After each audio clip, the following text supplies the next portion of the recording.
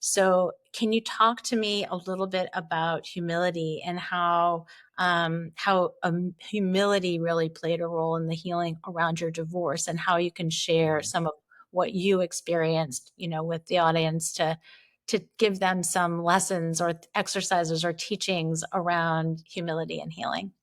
Absolutely. And you said, I think a good place to start is the word you used afterwards is pride. So, pride can, it, get us to excel, right? And especially, I can only speak from my perspective and as a male perspective, is that pride going all the way back to the first pitch in Little League was something that it fueled me, and it really motivated me to be good at things, right? Sometimes to take control. I don't consider myself really a control freak, but definitely things can get out of control when you think you have it all figured out. Um, so, you know, pride and ego to me are kind of synonymous. And I've realized so much that our ego is the thing that, just constantly is getting in my way. So when after 9 years, probably by that time, 9 years of marriage, my ex-wife, so wife at the time, she said, I love you, but I'm not in love with you. And that is a chasm between pride and utter, faced with fear and vulnerability and so much of that. That's a tough pill to swallow. I'm happy to be able to say that I immediately took ownership because I'm a fixer, and I wanted to be able to self correct that, right? I wanted to harness the wind, so to speak, using that metaphor that we were both using, and that, you know, my world was crashing down, and I just wanted to be able to take ownership. And I did look at myself. I thought I was broken and that I did that. And I say that because I still cared. And so I wanted to salvage. I wanted to, self correct. So at that moment, it was bent knee and go to my own doctor, and didn't even know what to ask. I just said, what did I must be broken. There must be something about my personality. It's like, give me a pill to, a chill pill, so to speak. Right. And I was willing to, literally do anything. So when she mentioned counseling, that was a no brainer for me. And after being single on and off, mostly off over, 10 years since divorce, I will say that the pattern I've picked up from many single women that I've met that are divorcees, that they do not, or they said that their former, spouse refused to go to counseling. And if there's one massive piece of advice that really moves you from pride and ego into more vulnerability, in humility, is definitely being able to kind of put up a white flag and say, I don't have it all figured out, that Yeah. there could be another perspective here. There is a whole nother human being, whether it's, whatever you're dealing with in life, that there's a whole nother human being or human beings that have their own perspectives. So I was grateful that very quickly I said, yes, like, let's go and let's meet with somebody. Um, so that I think was, one of the more humbling moments. I mean, I mentioned about my brother's death and the fashion that he passed away. That was humbling, and that was on a different plane than the person that you had looked across and, an altar and said, till death do us part.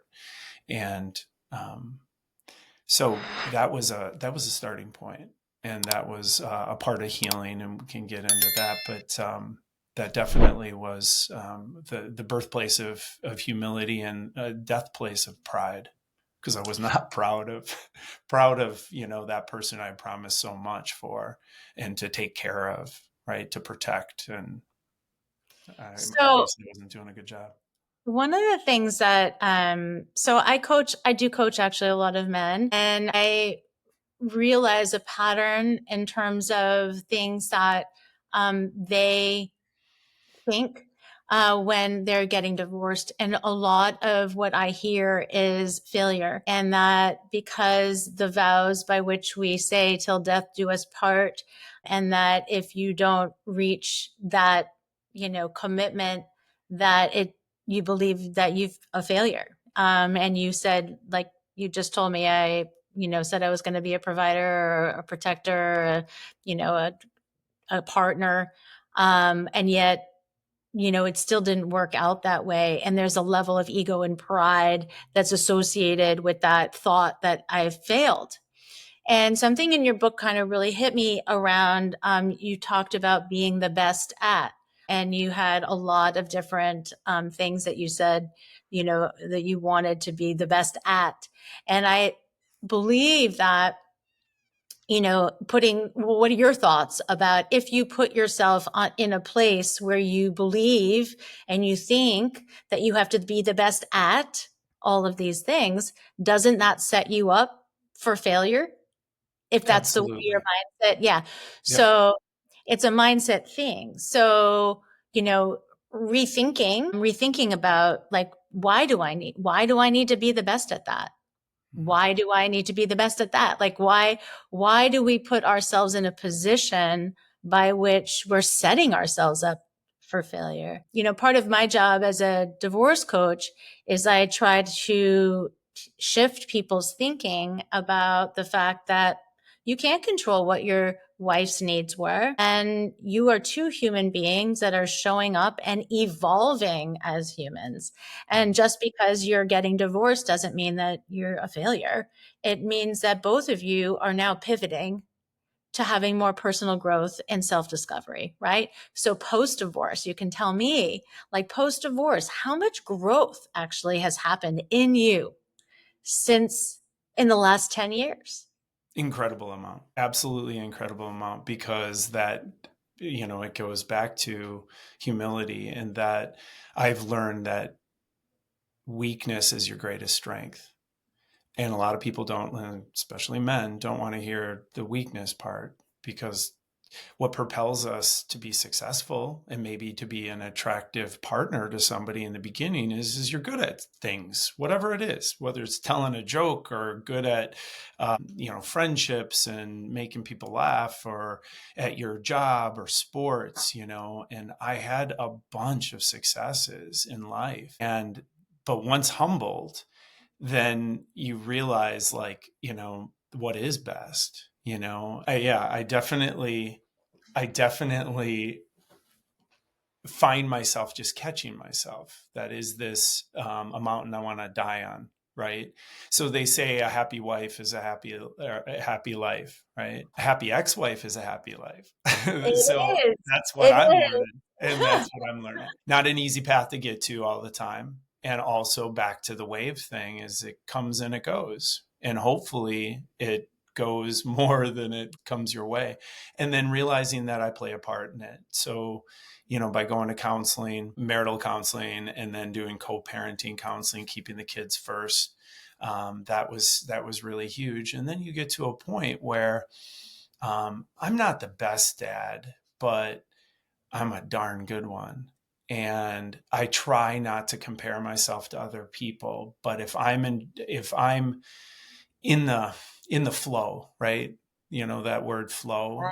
I've Do. learned so much about that in the last 10 years too, right? So, some people just know it as being in the zone, right? It's like, how can you shoot a free throw when the championship's on the line and you have 50,000 people screaming at you? Half want you to make it, and the other half, want you to mess up.